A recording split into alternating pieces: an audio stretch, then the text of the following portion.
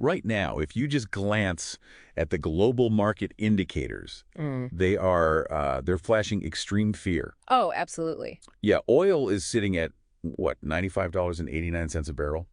And you've got diplomats staging these crazy 14-hour emergency interventions just to prevent a total breakdown in the Middle East. Right. It looks incredibly fragile. Exactly. If you only scan the headlines, the world just looks like it's falling apart. Right.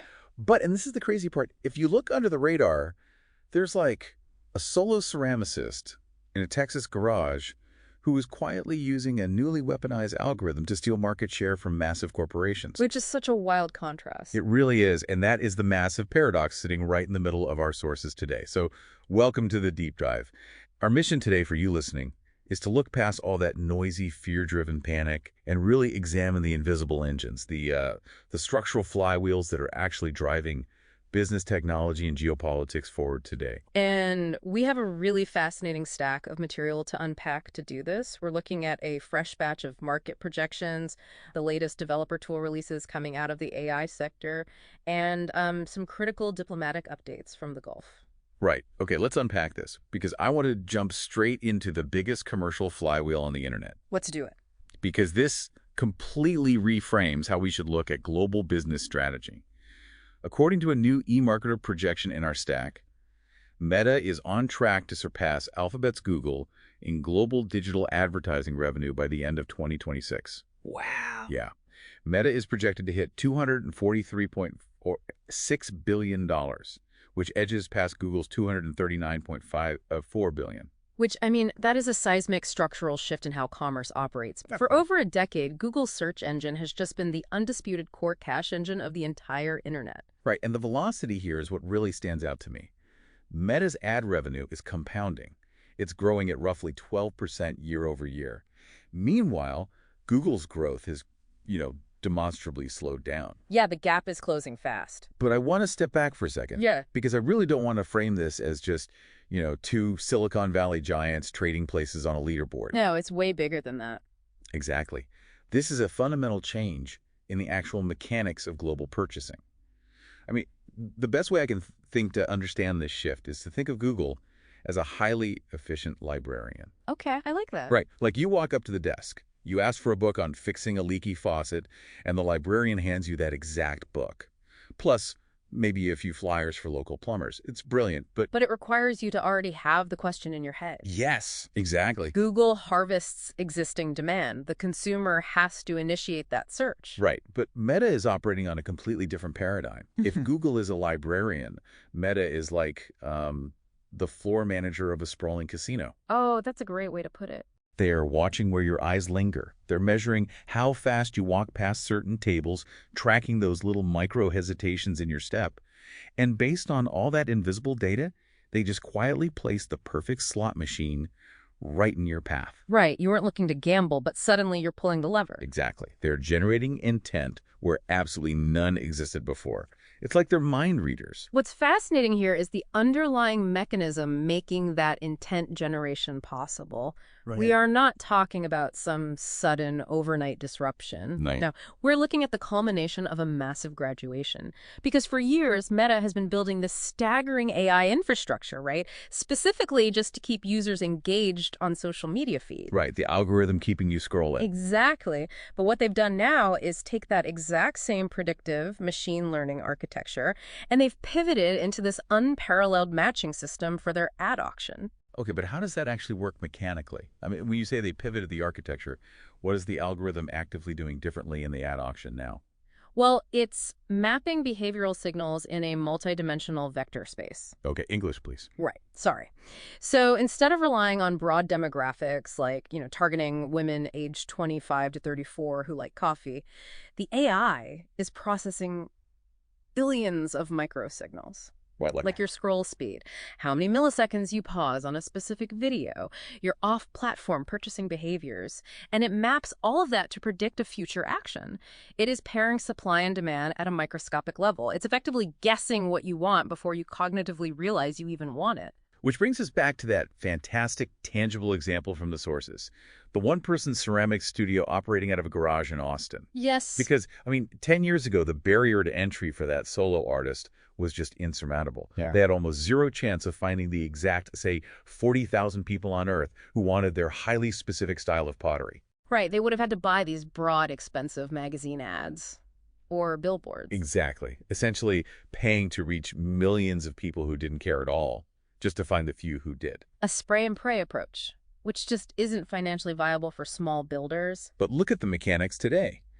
Using Meta's tools, that solo artist just drags a photo of a mug into a campaign builder, sets a modest budget, and the algorithm just takes over the heavy lifting of customer acquisition.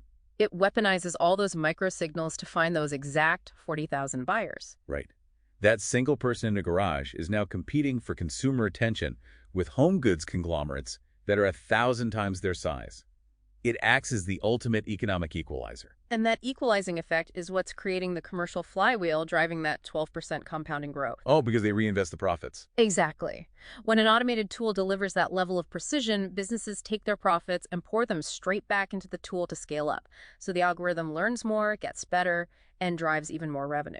So if you're listening to this, think about your own digital footprint.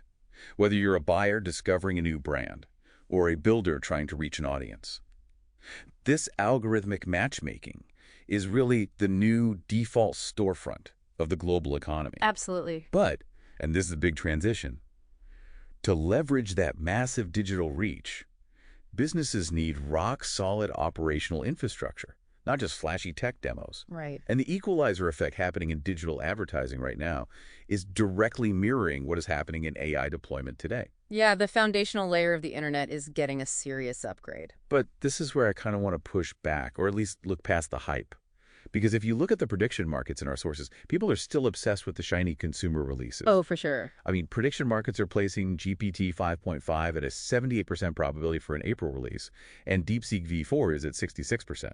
Everyone is just waiting for the next chatbot. So I have to ask, are we finally past the party trick phase? Are these tools actually ready to run the plumbing of the internet? We are, and we're doing it rapidly. We're witnessing this definitive transition from abstract conversational models to raw defensive utility. Give me an example. Well, look at the OpenAI update from our sources today. They just launched a trusted access program. Right. And this isn't about giving an AI more personality. This is about giving vetted cybersecurity organizations enhanced deep-level model access for real-time threat detection and response. So the AI is acting as an active digital shield. Exactly. Think about the sheer scale of modern cyber attacks. Hostile data fragments, automated malware. Human security teams just cannot manually read and neutralize millions of lines of malicious code per second. It's impossible. Right. So by granting these deep-level models to cyber firms, the AI is maturing into real load-bearing infrastructure. Okay, so that covers the defensive side. But what about actually building things? Because Right. MongoDB just released something called agent skills. Yeah, this is a huge step. And my understanding of databases is that setting up a schema or writing efficient queries is incredibly high stakes.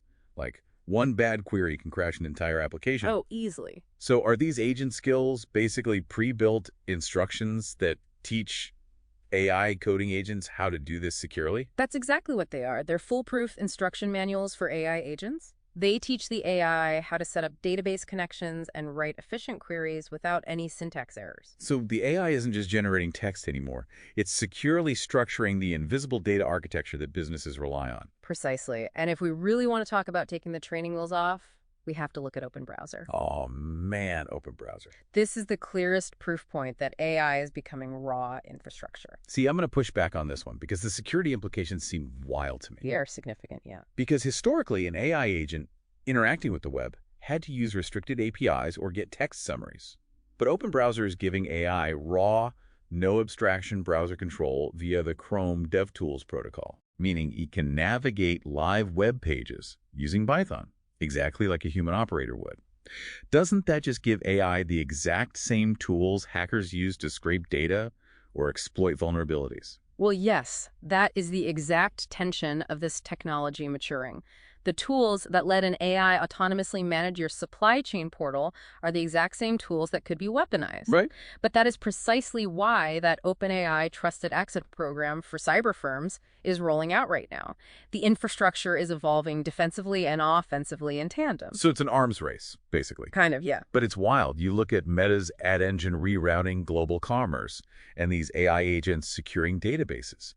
The entire digital landscape is just being reinforced by these invisible engines. But we cannot forget that all of this digital optimization is ultimately tethered to physical reality. Very true. Data centers need power. Exactly. Hardware has to be shipped across physical oceans, and right now the physical infrastructure of the world is under massive pressure. Which brings us to the geopolitical flywheel, diplomacy. And I'm glad we're pivoting here because the contrast is so sharp. While AI agents are smoothly navigating web protocols, human delegates are navigating some of the most high-stakes environments on the planet. Yeah, the situation in the Gulf is intense. According to our sources, following the collapse of a brutal 14-hour negotiating marathon last weekend in Islamabad, Pakistan, U.S. and Iranian delegates are actually poised to return to the peace talks this week. And the context here is critical. The core sticking point blocking an agreement is the duration of a nuclear suspension. Iran is offering 5 years, and the U.S. is demanding 20. Right, a 15-year gap. Yeah. And if you're listening, you might be wondering why a 15-year gap in a diplomatic proposal matters to you. It matters a lot. It does. Yeah. Because we have to look at the immense pressure surrounding these talks. The U.S. is threatening Chinese ships carrying Iranian oil. Right. The IMF is projecting a 19% energy price surge in 2026. And the FAO is warning that the Hormuz shipping blockade could trigger a global hunger catastrophe due to trapped food and fertilizer. The stakes are astronomical. The literal flow of the world's food and energy supply is hanging on whether these delegates can bridge that gap. It sounds like a pure doom scenario if you just read those IMF and FAO warnings. But here's where it gets really interesting. Yeah. Despite the 14-hour collapse last weekend, despite the terrifying stakes, the real story is that both sides agree to come back to the table. Yes. In diplomacy, the decision to keep talking is the progress. Yeah. Walking away is the failure. Absolutely. If we connect this to the bigger picture, we have to reframe those FAO and IMF warnings. They aren't just reasons for doom. They're the exact leverage points making diplomacy urgent. They're the forcing function. Exactly. Neither side wants to tip the global economy into that abyss. And what's really inspiring is seeing the resilience on the ground. Oh, you mean the logistics side? Right. Logistics coordinators in Dubai, solar installers in Riyadh. They aren't waiting for a diplomatic deal. They're building workarounds and routing around the choke points right now. Proving that human infrastructure adapts just as dynamically as those AI networks we talked about earlier. Exactly. So to pull all these threads together, whether it's Meta's ad algorithm, quietly rerouting global commerce, or AI agents stepping up to secure our databases, or diplomats in Pakistan refusing to walk away from the table, the underlying theme of everything today is resilience. Yeah, the world's invisible engines are adapting under pressure. So the next time you see extreme fear trending in the markets, look past the headline. Pay attention to what the builders and the problem solvers are actually doing. And I want to leave you with one final provocative thought to mull over. Go for it. We talked about building AI systems that can perfectly optimize and reroute the world's physical supply chains. And we talk about Meta's algorithms predicting exactly what consumers want before they even know it. So what happens to the global economy the day those two massive algorithms finally start talking directly to each other? Wow. An algorithm that knows what you want, instantly talking to the supply chain that builds and ships it to you, zero human friction. That is a completely different kind of global machinery. It really is. Definitely something to keep in mind. Thank you so much for joining us on this deep dive. We'll catch you next time.